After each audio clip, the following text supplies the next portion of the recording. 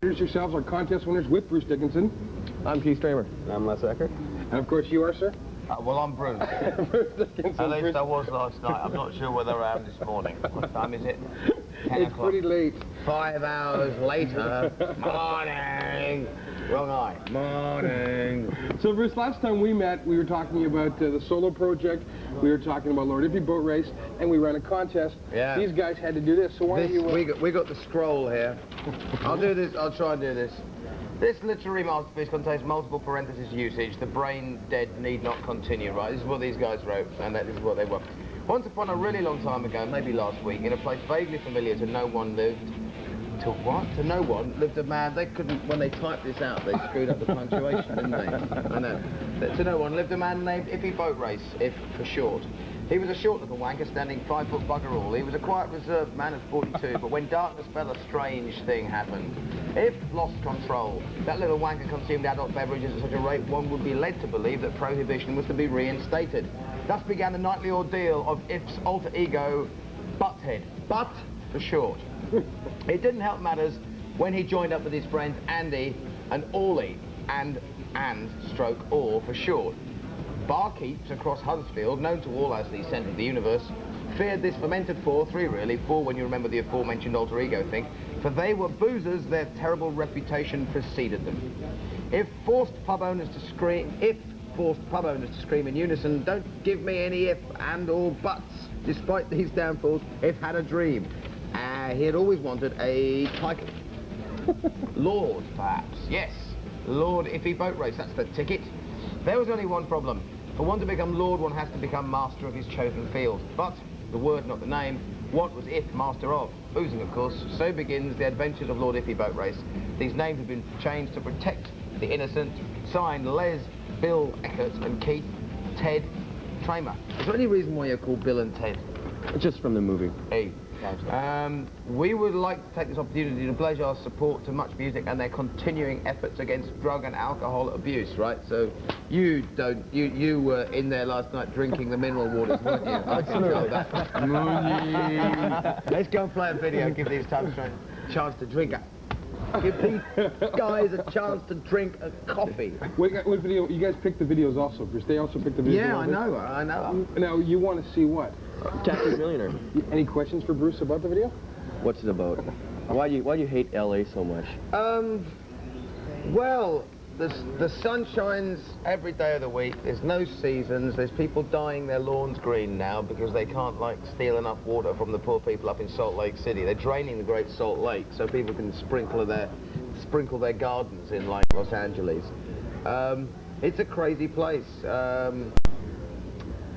I actually have some friends in Los Angeles, but not that many in the rock biz.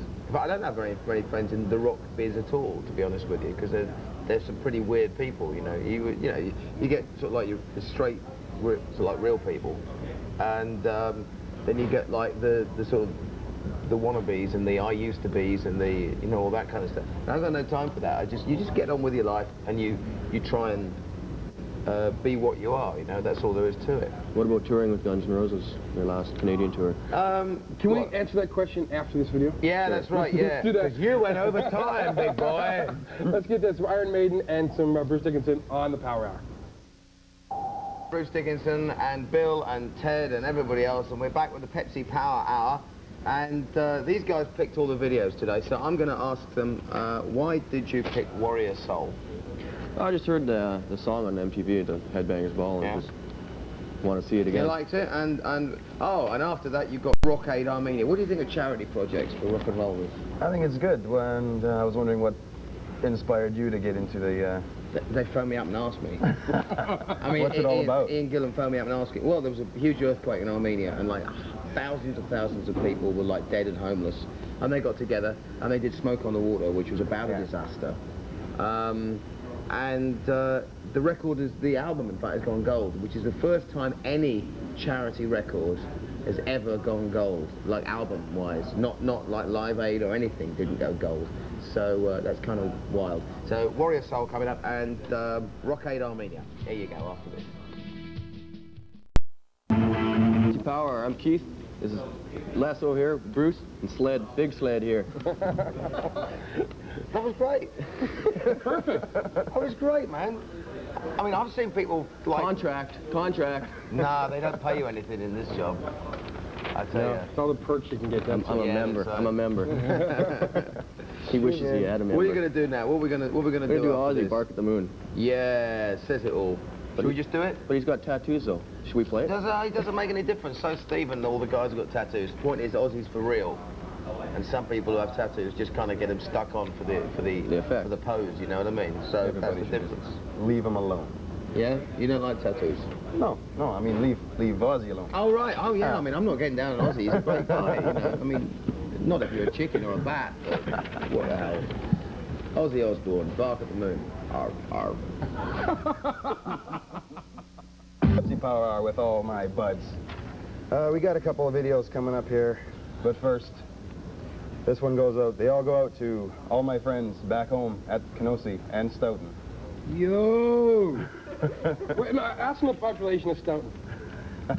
I don't know. What is you it? got me. How many? Approximately 850. Really? Happy one. I was Happy going to one. say 371. 850 why. very, very fun people. What do you 20 ugly ones. What do they do? What do you do for fun apart from like drink beer and like go crazy? Or is it, you know, like is there any sort of like Have sex. I work. sex? That's always everybody does that. What video are we playing? Everybody does that too. I mean, can we talk about some other bodily functions that we think everybody does on this show, man? All right, let's go to the next video before we get like, you know, yanked. So, you know what? We have Semi-Hagar and Kick-Ax. There you go. And this is now, and here I am. My name's Bruce Dickinson, and this is the Power Hour, and this is Bill and Ted and Les and Keith. Bill, Ted, Les, Keith, the four of you. How are you? Awesome. Do you know that one? Ah, it's Monty Python joke. So, did you enjoy yourselves last night at the show? Excellent time. Yeah? Great Who time. was on? Who was on what? The show? Yeah. LA Guns. Yeah? Was it? Wasn't it? No, Kings of the me. Sun. Me. Kings of the Sun. Suns and Kings of the Bruce. Sun. They were good. Did you see that? Yes. Did you like part half of of it? part We of got it. about half. He got there late, so. I Right. got to ask you, last night you were in the show, you talked about you crossed the border yesterday afternoon, and you talked about leaving the U.S. and coming to Canada. Yeah. Well, actually, it was that song "Son of a Gun" that got me going on it, because in New York now, there's terrible things happening with guns, right? There's like 9-month-old babies getting blown away by these guys doing like crack deals and guns and stuff, and it's happening all the time.